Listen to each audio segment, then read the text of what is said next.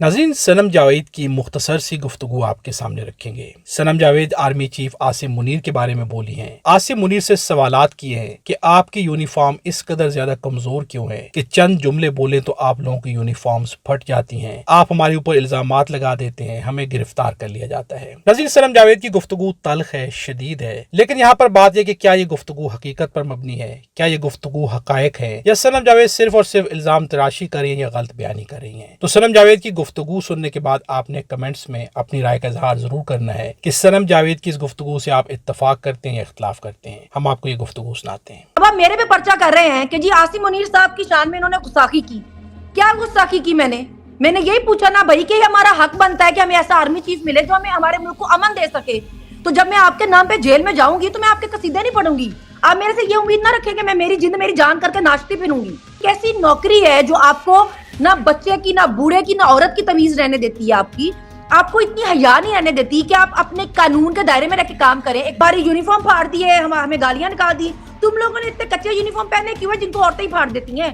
मतलब तुम लोगों ने क्या बनैने पहनी हुई है कि यूनिफॉर्म पहना हुआ है जो औरतें खींचती हैं और फाड़ देती हैं तुम लोगों का? माशाल्लाह। तो फिर कोई किसी एक कह लो कि जी कुछ लोगों उनके पास कोई अपनी तरफ से वो रीजन तैयार रखते हैं। ये एक बंदे की जाती लड़ाई बुगस के तौर पे है। अब आप देखें ये कितना लेम है कि आप कहें कि जी बुशरा बीबी की क्योंकि मैंने करप्शन के बारे में बात करनी थी जी, मैं इसलिए मिलना चाहता था।